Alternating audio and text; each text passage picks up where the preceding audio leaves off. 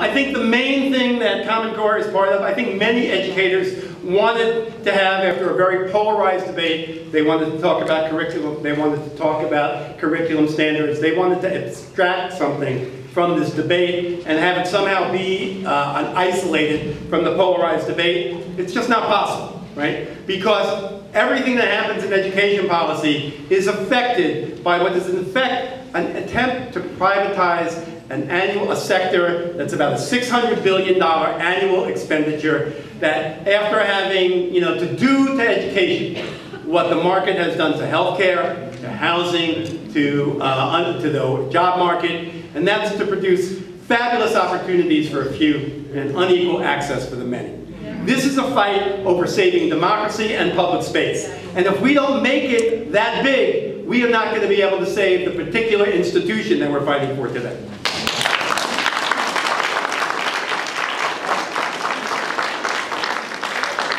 But the bigger problem with the Common Core is the role that it's been playing in the larger dynamics of current school reform and education policy. Let me start with a list and then try to unpack some of the issues.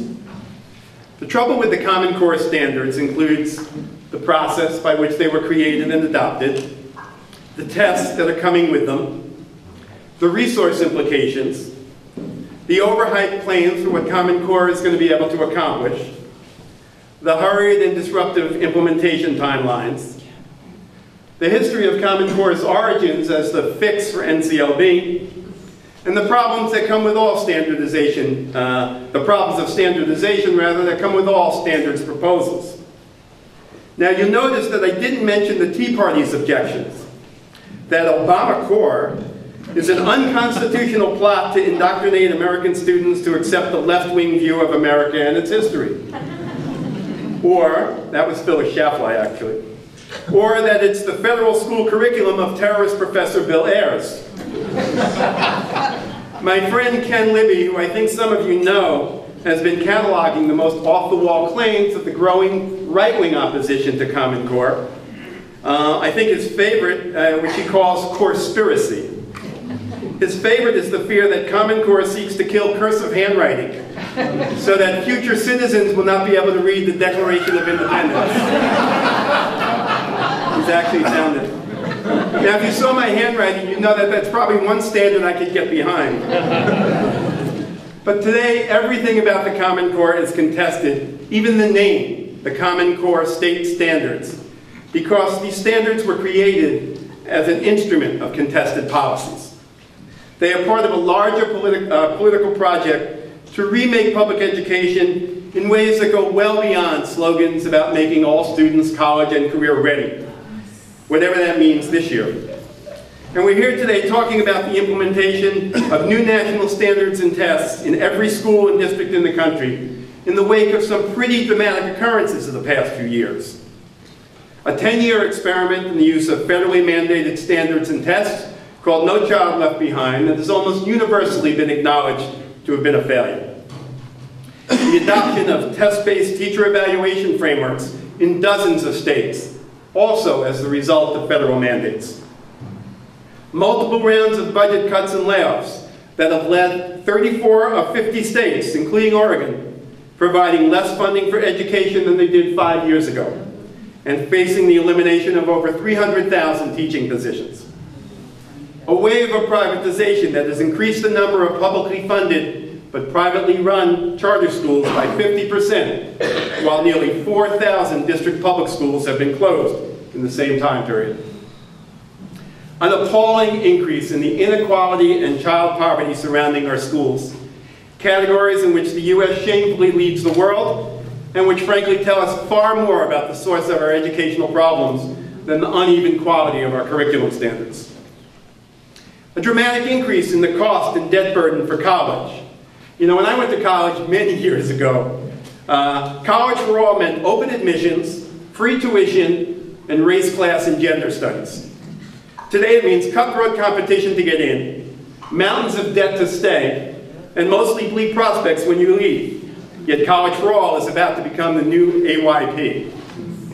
And finally, we are discussing the Common Core amidst a massively well-financed campaign of billionaires and politically powerful advocacy organizations that seeks to replace our current system of public education, which for all its many flaws, is probably the most democratic institution we have, and one that has done far more to address inequality, offer hope, and provide opportunity than the country's financial, economic, political, and media institutions have done.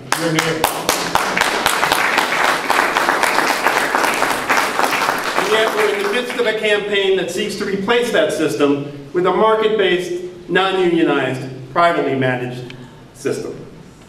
I think many supporters of the Common Core don't sufficiently take into account how these larger forces define the context into which these standards are being introduced, and which will shape what Common Core implementation will ultimately be. As teacher blogger Jose Vilson put it, people who advocate for the Common Core state standards often miss the bigger picture that people on the ground don't. The Common Core standards came as a package deal, with the new teacher evaluations, higher stakes testing, and austerity measures, including mass closings of schools. Often it seems like the leaders are talking out of both sides of their mouths when they say they want to improve education, but they need to defund the schools that need it most. It makes no sense for us to have high expectations of our students if we don't have high expectations for our school systems. My own first experience with standards-based reform was in New Jersey, where I taught English and journalism to high school students for many years in one of the state's poorest cities.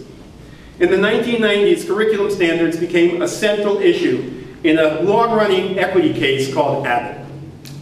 That case began by documenting how lower levels of funding in the poor urban districts produced unequal educational opportunities in the form of worse facilities, poorer curriculum materials, less experienced teachers, and fewer support services. At a key point in the case, in an early echo of arguments that I'm sure will sound very familiar to you today, the governor at the time, Christine Whitman, declared that instead of funding equity, what we really needed were core content curriculum standards, and that we needed to shift our attention from the focus on the dollars to a focus on the standards that those dollars should be spent on.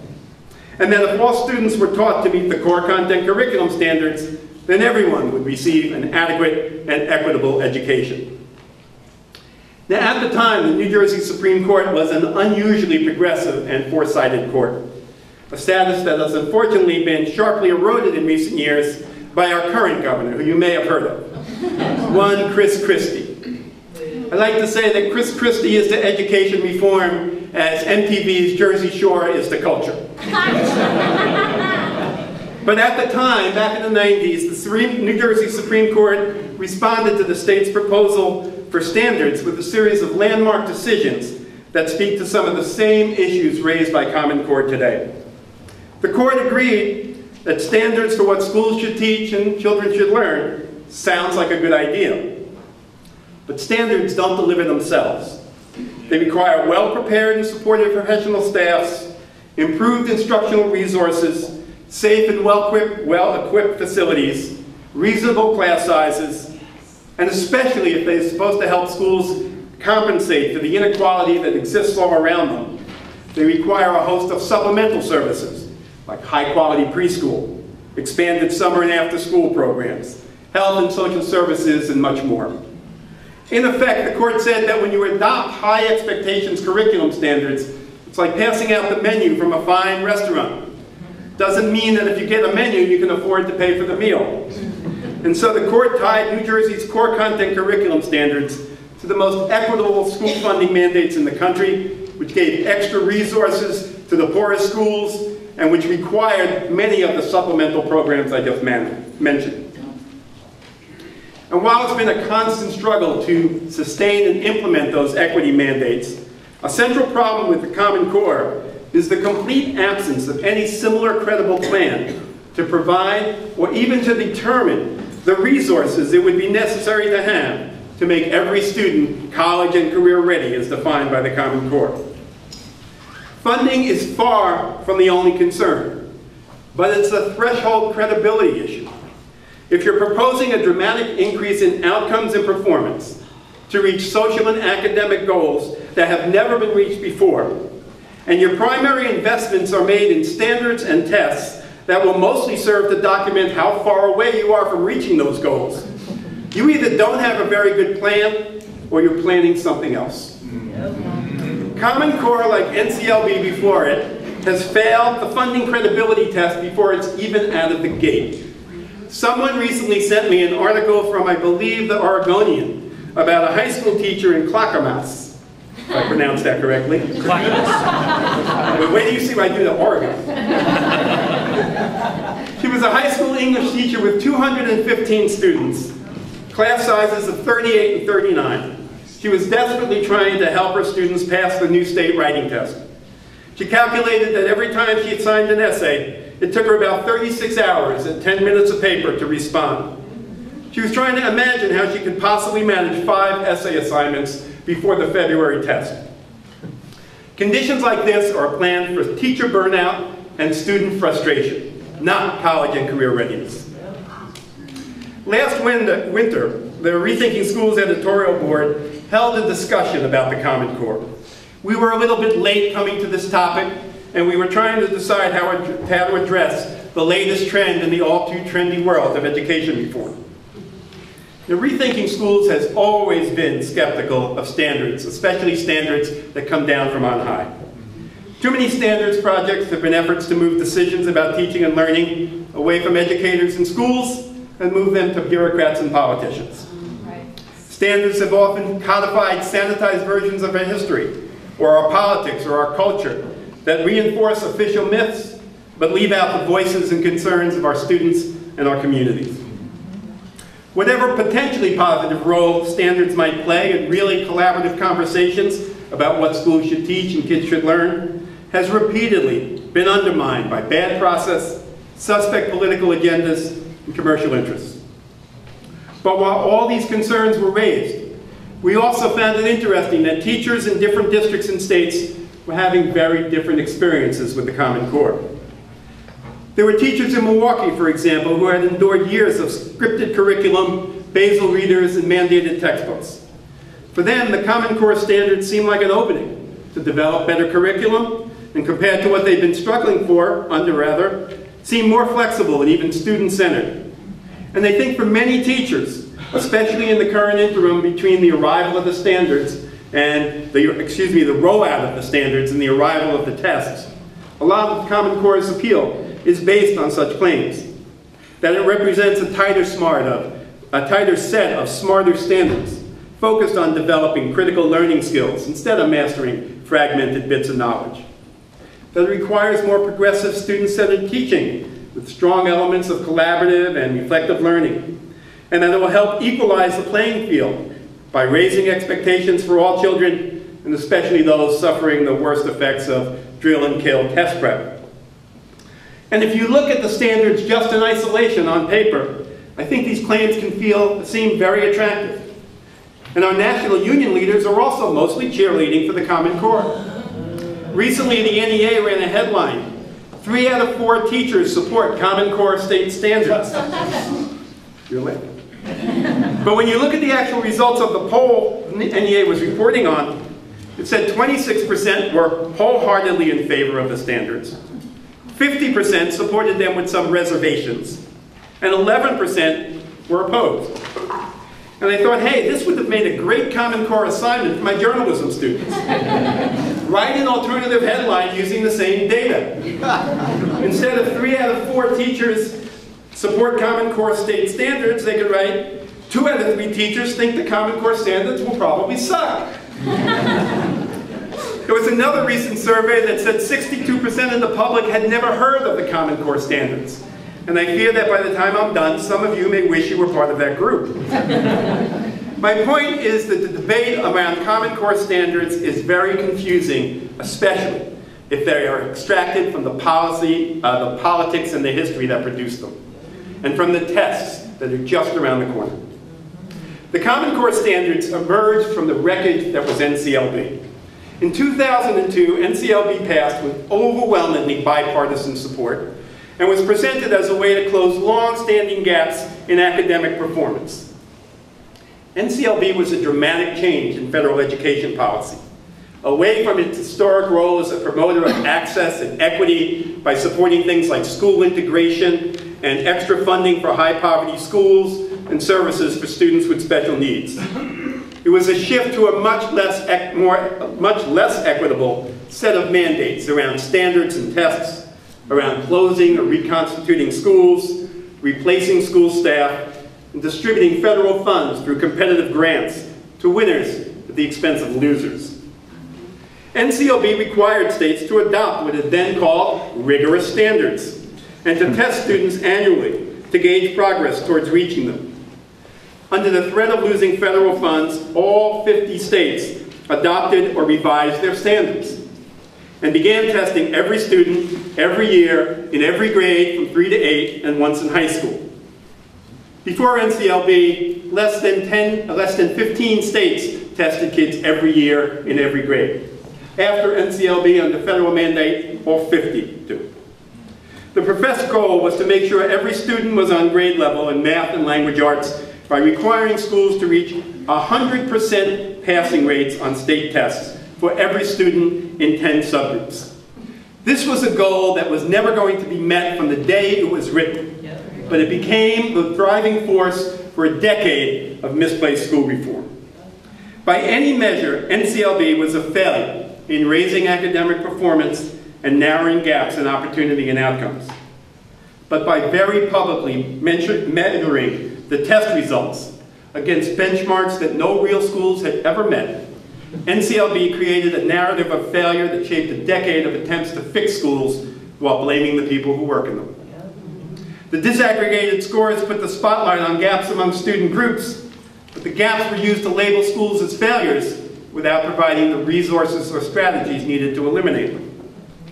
By the time the first decade of NCLB was over, more than half the schools in the nation were on the list of failing schools, and the rest were poised to follow. In Massachusetts, which is generally considered to have the most difficult and toughest state standards in the nation, arguably more demanding than what's in the new Common Core, in Massachusetts, 80% of the schools were facing NCLB sanctions. And this is where the NCLB waivers came from. As the number of schools facing sanctions and intervention grew well beyond the poor communities where NCLB had made disruptive reform the norm, the pressure began to reach into middle-class and suburban districts to revise NCLB's unworkable accountability system. But the bipartisan coalition that had once passed NCLB had collapsed, and gridlock in Congress made revising it impossible. So Education Secretary Arne Duncan, with very dubious legal justification, made up a process to grant NCLB waivers to states that agreed to certain conditions. Now, making stuff up, whether it's a manufacturing crisis of school failure, a non-existent STEM crisis, or a cabinet secretary's authority to waive federal law, has become a frequent part of the corporate ed reform strategy. 40 states, including yours, were granted waivers from NCLB, which meant if they agreed to tighten the screws on the most struggling schools, serving the highest need students, they could ease up on the rest, provided they agreed to use test scores to evaluate all their teachers, to expand the reach of charter schools, and to adopt common college and career-ready curriculum standards.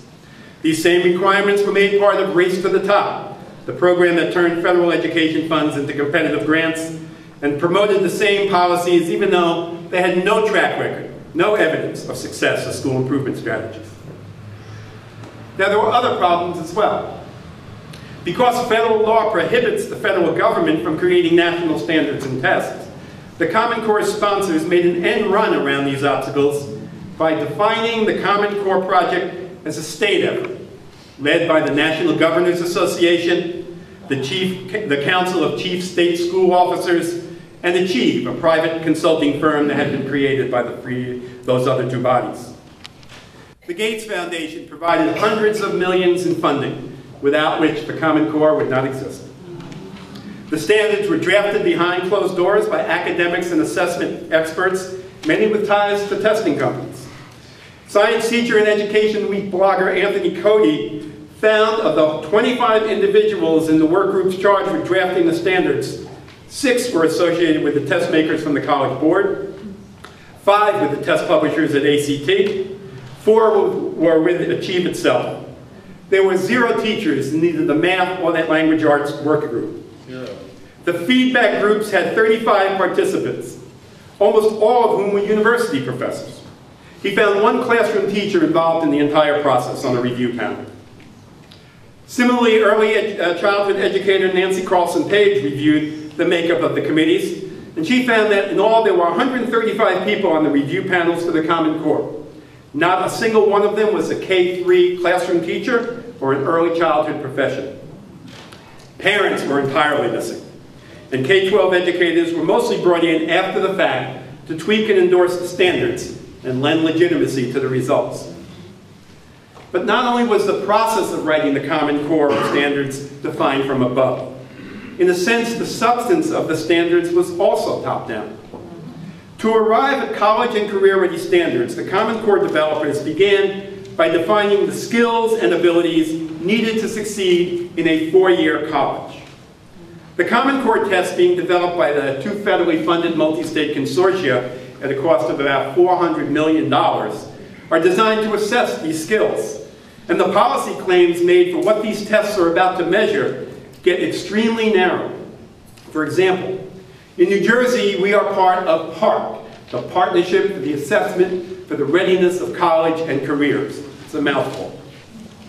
PARC claims that students who earn a college-ready designation by scoring a level 4 on its skill and formation test will have a 75% chance of getting a C or better in their freshman composition course.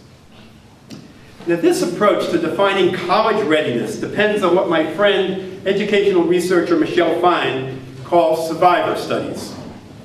It depends on close examinations of the course and test-taking patterns of the comparatively limited number of students who actually do successfully complete a 4-year degree. This vantage point may be one reason that many college and university educators have greeted the Common Core with enthusiasm. But taking the prior experience of successful college students as the only model to be studied and the experience to be reproduced does not come close to adequately addressing the diversity of learners and goals that public education serves. Like so many aspects of standards-based reform, one size will not fit all. Moreover, there is absolutely no evidence connecting scores on any of these experimental tests with future college success. And it will take much more than standards and tests to make college affordable, accessible, and attainable for all. Frankly, the idea that by next year Common Core tests will start labeling kids in the 3rd grade as on track or not for college is absurd and offensive.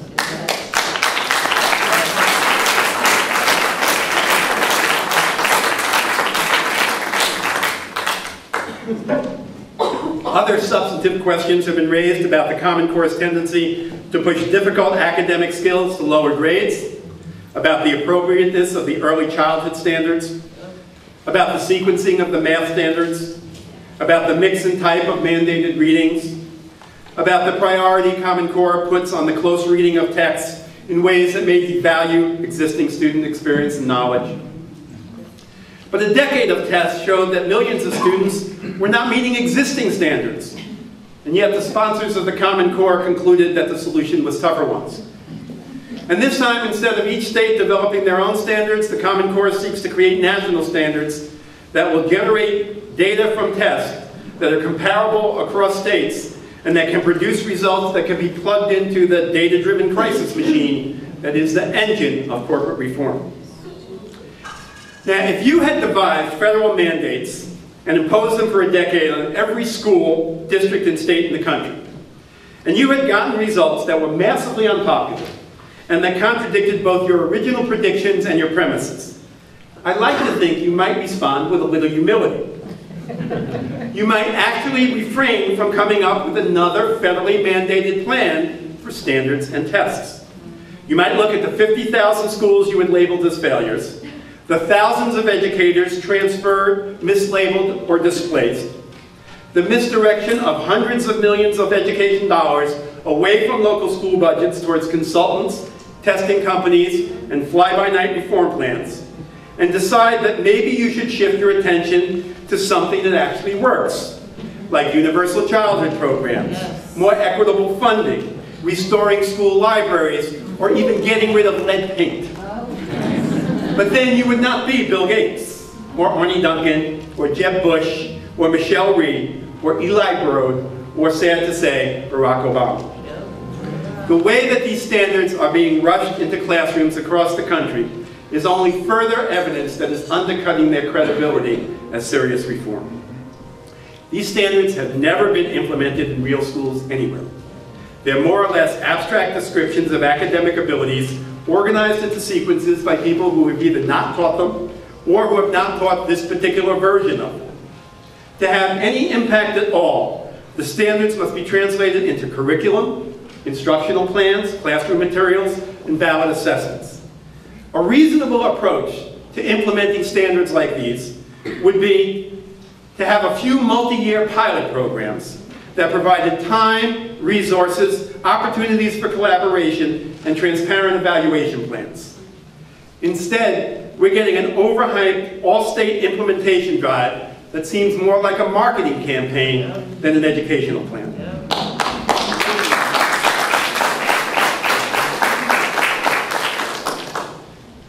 And I use the word marketing advisedly, because another defining characteristic of the Common Core is flat-out profiteering. Joanne Weiss, who was Arnie Duncan's former chief of staff and head of the department's Race to the Top grant program, described how Common Core is opening up new markets for commercial exploitation. Here's what she wrote. The development of common standards and shared assessments radically alters the market for innovation in curriculum development, professional development, and formative assessments. The market in formative assessments. Previously, these markets operated on a state-by-state basis, and often on a district-by-district basis. But adoption of the common standards and shared assessments means that education entrepreneurs will enjoy national markets, where the best products can be taken to scale. Now, when you and your colleagues get together to talk about innovation in curriculum development, how many of you conjure up visions of education entrepreneurs enjoying national markets where the best products can be taken to scale? Somehow I don't think this means that Linda Christensen's books or the units that you created, the Oregon Writing Projects Institutes, are suddenly going to get national distribution from the Gates Foundation. Instead, having financed the writing and creation of the standards, the Gates Foundation has entered into a partnership with Pearson, the test publisher, to produce a full set of K-12 courses aligned with the Common Core that will be marketed to schools throughout the country. Nearly every educational product now comes wrapped in the Common Core brand name.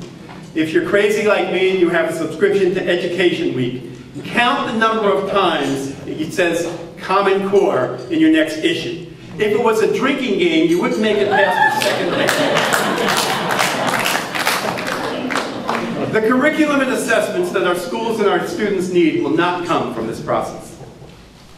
Besides straight up profiteering, the politics swirling around Common Core have put schools at the center of what Politico, the news site, said this week was the Common Core money war. This is what the reporters of Politico told the national press about Common Core. Tens of millions of dollars are pouring into the battle over the Common Core academic standards. The Bill and Melinda Gates Foundation has already pumped more than $160 million into developing and promoting the Common Core, including $10 million in just the past few months. And is getting ready to announce another $4 million in grants to keep the advocacy cranking. Corporate sponsors are pitching in too.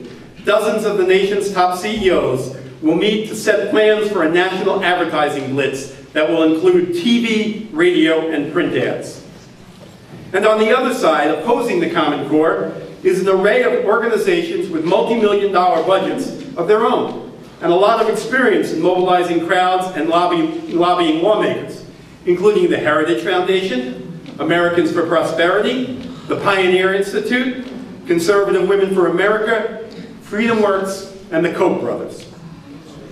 If you needed any more evidence that the debate over the Common Core is part of a much larger struggle over who will control education policy, corporate power and private wealth, or citizens managing, however imperfectly, a public institution in a democratic process, There you have it.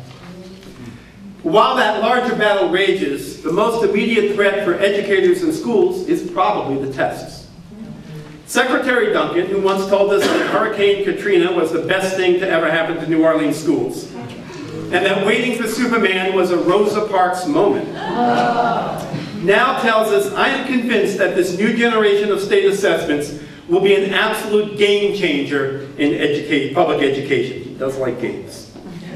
I think it's a game changer too. The problem is the game, like the last one, is rigged.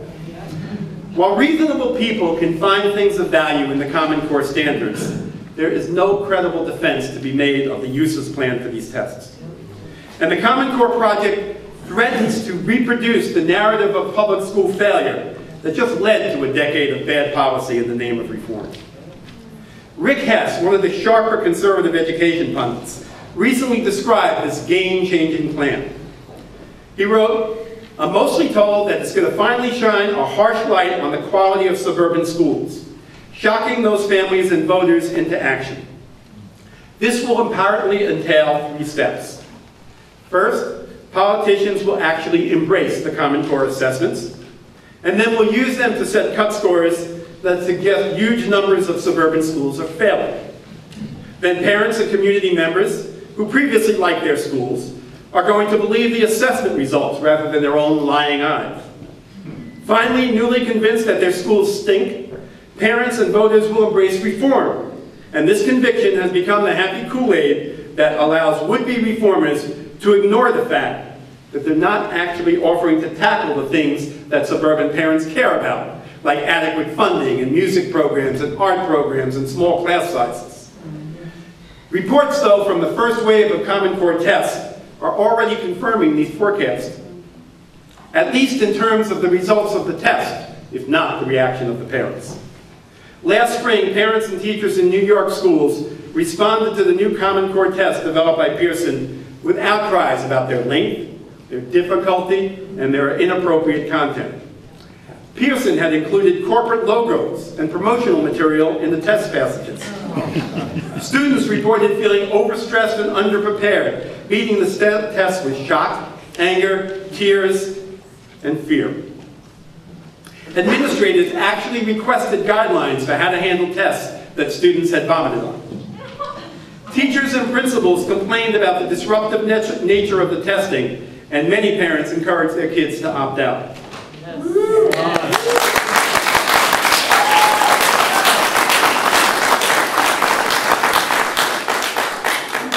Unfortunately, many of the kids who were opt-out were automatically placed in summer school because the scores that were used to promote them were not on their transcripts. Only about 30% of the students were deemed proficient based on arbitrary cut scores that are designed to create new categories of failure. The achievement gaps that Common Core is supposed to narrow exploded on the new test. Less than 4% of the English language learners passed the test. The number of students identified by the test for academic intervention skyrocketed to 70%, far beyond the capacity of districts to meet. Now, from what I can tell, your own education department here seems to be preparing for a similar policy-made panic. Commissioner Rob Saxon, according to an article I saw in the paper, predicts that in 2 years, when the state completes the shift to Common Core, only about 30 to 45% of the students will pass. What do you expect the results like that to produce? These tests are on track to squeeze out whatever positive potential exists in the Common Core. The arrival of the test will preempt the already too short period that teachers and schools have had to review the standards and to develop appropriate responses. Instead, that space will be filled by the assessments themselves. Instead of reversing the mania for over-testing, the new assessments will extend it with pre-tests, interim tests, post-tests, and computer-based performance assessments. We will again see the difference between giving a patient a blood test and draining the patient's blood. The scores are going to be plugged into data systems that will generate value-added measures, student growth percentiles, and other imaginary numbers for what I like to call psychometric astrology. This inaccurate and unreliable practice of using test scores to evaluate educators is going to distort the assessments before they're even in place.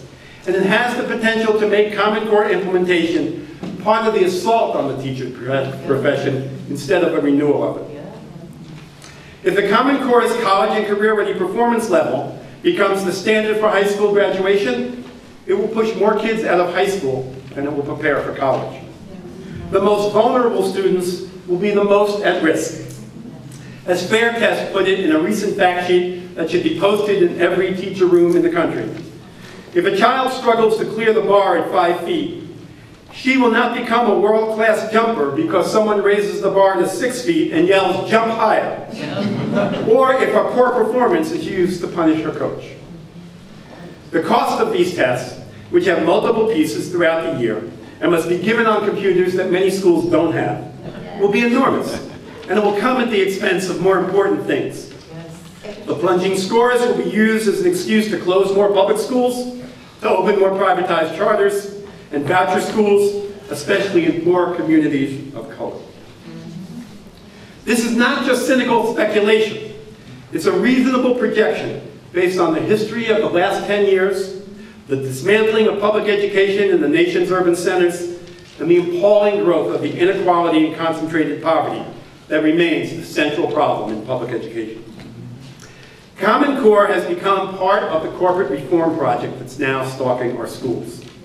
As we struggle with these new mandates, we should defend our students, our schools, and ourselves by pushing back against implementation timelines and plans that set schools up to fail, by resisting the stakes and priority given to the test, and exposing the truth about the commercial and political interests shaping this false panacea for what our schools face. But before I open it up to discussion about how we're going to do this, let me end with some signs of hope that the movement we need is indeed starting to grow. Next week, parents in upstate New York are organizing a Send the Scores Back campaign. They're returning their children's scores to the State Education Commissioner, John King, with a letter declaring this year's scores are invalid and provide no useful information about student learning. They're sending the score sheets back with a letter that details the many flaws in the construction and scoring of these tests. A few days ago, Jeanette Duderman, an elementary school parent from Long Island who is now the spokesperson for a 10,000-member strong Long Island opt-out group, gave this stirring testimony to the New York State Senate Committee. The testimony is in Valerie Strauss's answer sheet if you want to read the whole thing. She said, "This needs to end, and we cannot afford to wait. Parents have been backed into a corner. We allow changes to happen in our schools through this reform movement without realizing the damage that was to come. Many have said that these reforms will fail by their own right. But by then, the damage to my children will have already been done. My 10-year-old is already counting the years he has left before he will no longer be forced to go to school. College and career ready will be of no use for the tens of thousands of students who will burn out long before their college days are here. Inferior teaching to the test practices that dominate the school year are a direct result of tying student scores to teacher evaluations. Through this reform movement, the education system of New York, which was once a source of pride for teachers, parents, students, and citizens, is now one of fear, anger, and humiliation. The movement to end high-stakes testing is growing rapidly. I've had close to 1,000 new members join in just the last few weeks.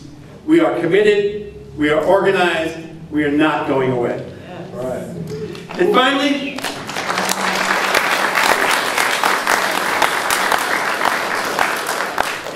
on the plane ride here yesterday, I started to read Diane Ravage's new book, Reign of Error, which I hope all of you will pick up. This is an authoritative, voluminously documented critique of current reform policies that she herself once helped to promote, but has come to see as a threat to the very existence of public schooling. Here's how she ends her book. Yes, we must improve our schools. Start now, start here, by building the bonds of trust among schools and communities. The essential mission of the public schools is not merely to prepare our workers for the global workforce, but to prepare citizens with the minds, hearts, and characters to sustain our democracy in the future.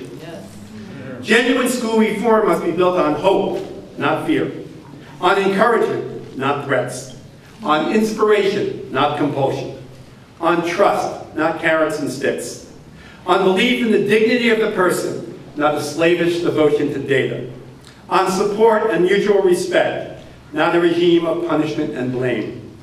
To be lasting, school reform must rely on collaboration and teamwork among students, parents, teachers, principals, administrators, and local communities.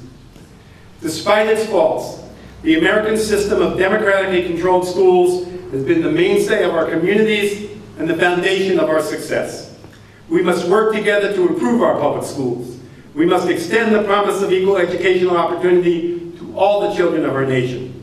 Protecting our public schools against privatization and saving them for future generations of American children is the civil rights issue of our time.